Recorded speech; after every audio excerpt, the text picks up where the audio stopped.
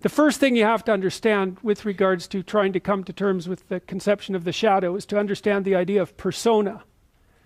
And persona is the you that you present when you want people to accept and like you. Often like. Let's say that you go to a party and you're trying to impress the people that are there and you're trying to get them to like you. And so you maybe get jabbed at a little bit and you laugh and you go along with everyone so that they like you, and then you go home and you're bitterly resentful about the way that you were put down at this party. And that's going to make all sorts of aggressive, I wish I could have said, it's going to make all sorts of aggressive and vengeful thoughts sort of flash through your imagination. Well, the first part of the problem is that you were too much persona, right? You sacrificed yourself in some sense at the party so that people would like you. And in the second part, you're refusing to admit to the existence of those elements of you that would have actually protected you from doing that. So let's say you go home and you're all bitter and resentful and you have fantasies of revenge. I mean, that reveals to you the shadow part of you that's aggressive. And the thing is, you actually need that, because if you would have integrated that more successfully into your personality, when you went to the party, you wouldn't have had to let people put you down to get them to like you. Instead of having a face like this, which says, I'll take anything that's coming my way, you have a face and a stance that's more determined and assertive. And if you manifest that properly, people aren't going to mess with you to begin with. But you may have already adopted a morality that says, well, I have to be likable and I shouldn't do anything that causes any conflict and I shouldn't ever, hurt anybody's feelings. And so you're just to present yourself as a punching bag, and you think that that makes you a good person, but it doesn't. And there's no integration of the shadow in that situation. So you see that at the end of the movie, when I mentioned this, when Simba climbs up the rock to take control of it, all the female lionesses bare their teeth and he roars. It's like that aggressiveness is integrated into him.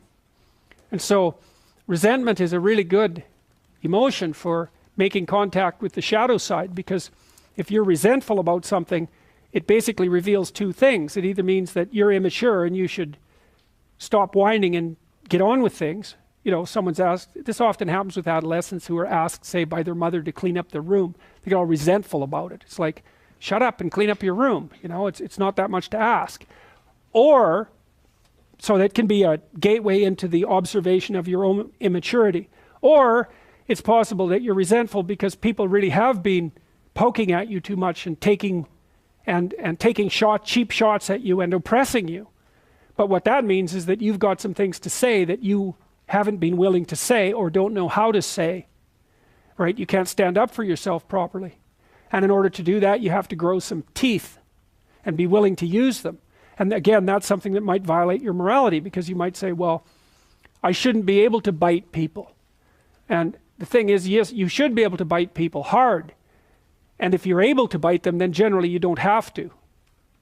But they need to know that you can, because otherwise, especially people who are badly socialized, they'll just keep encroaching on you and encroaching on you and encroaching on you and encroaching on you until you put up a wall. Like someone who's really well put together won't do that, because they're sophisticated. But if you run into people who only have boundaries because other people impose them on them and you won't do it, you're going to be the bullied one in the office, for example. You're not going to get a raise. People aren't going to credit you with your own work. Other people are going to take credit for it. And you're going to go home angry because you're doing your best and you're trying to get along with everyone and nothing ever goes your way. Well, it's because you're a pushover. And you think that's good because you confuse harmlessness with morality. It's not right. Just because you can't do any damage doesn't mean you're moral. It just means you don't have the capability for mayhem. And that makes you a pushover. I mean, the Jungian stuff is very, very dark, It's very dark because his notion of what constitutes a moral human being is much different from the typical view.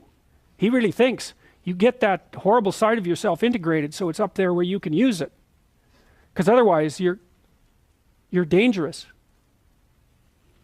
You can't say no to people and you'll go along with the crowd.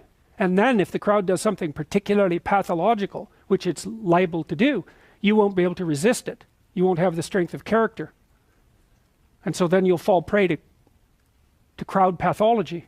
And it'll be because you're too agreeable with a, with a shadow resentful side that the crowd and its murderous intent is going to act out.